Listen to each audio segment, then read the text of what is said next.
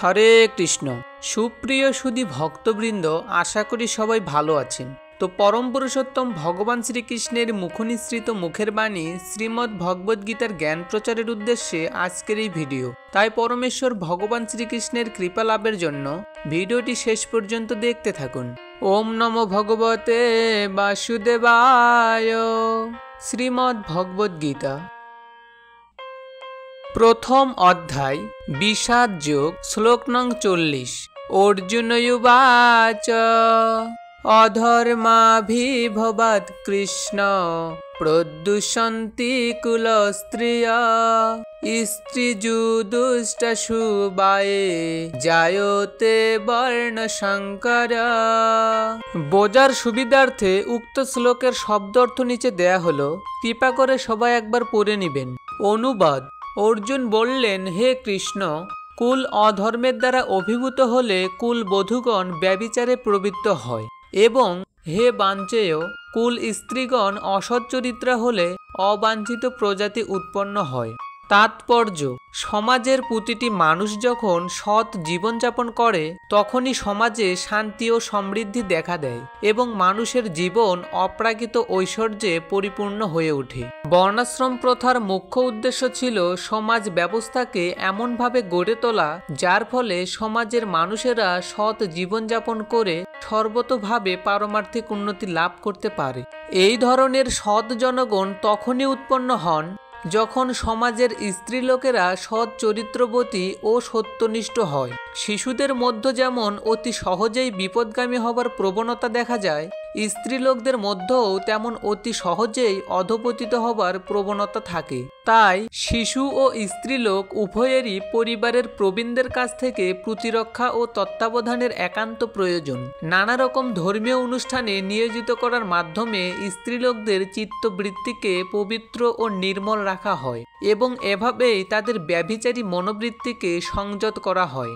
চাণক্য পণ্ডিত বলে গেছেন, স্ত্রীলোকেরা সাধারণত অল্প বুদ্ধি সম্পন্ন, তাই তারা নির্ভরযোগ্য অথবা বিশ্বস্ত নয়। সেই জন্য তাদের পূজা অর্চনা আদি গৃহস্থালীর নানা রকম ধর্মানুষ্ঠানে সবসময় নিয়োজিত রাখতে হয় এবং তার ফলে তাদের ধর্মে মতি হয় এবং চরিত্র নির্মল হয়। তারা তখন চরিত্রবান ধর্মপরায়ণ সন্তানের জন্ম দেয়, যারা হয় বর্ণাশ্রম ধর্ম পালন করার উপযুক্ত।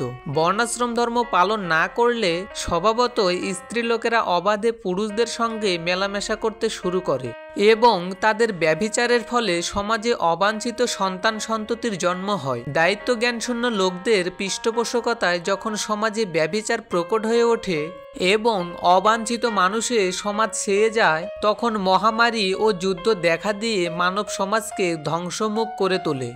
গীতা মাহাত্ম্য: গীতা পাঠের পর গীতা মাহাত্ম্য পাঠ অত্যন্ত গুরুত্বপূর্ণ, তাই ভিডিওটি শেষ পর্যন্ত দেখতে থাকুন।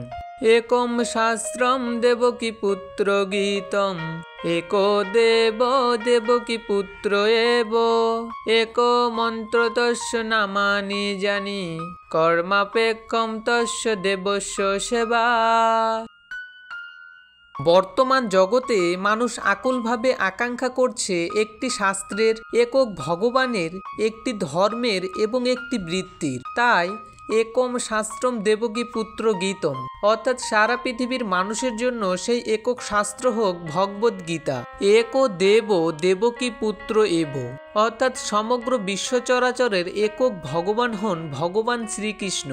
একো মন্ত্রতস্য নামানি, অর্থাৎ একক মন্ত্র, একক প্রার্থনা, একক স্তোত্র হোক তার নাম কীর্তন। হরে কৃষ্ণ কৃষ্ণ কৃষ্ণ হরে হরে, হরে রাম রাম রাম হরে হরে, এবং কর্মাপেক্ষম তস্য দেবস্য সেবা, অর্থাৎ সমস্ত মানুষের একটি বৃত্তি হোক পরম পুরুষোত্তম ভগবান শ্রীকৃষ্ণের সেবা করা। হরে কৃষ্ণ। সুপ্রিয় সুধী ভক্তবৃন্দ, শ্রীমদ্ ভগবদ গীতার 18টি অধ্যায় তথা 700টি শ্লোক বাসায় বসে পাঠ ও শ্রবণ করতে আমাদের চ্যানেলটি সাবস্ক্রাইব করে পাশে থাকুন এবং আপনার বন্ধুবান্ধব ও আত্মীয় স্বজনের কাছে ভিডিওটি শেয়ার করে সনাতন ধর্ম প্রচার কার্যে অংশগ্রহণ করুন। হরে কৃষ্ণ।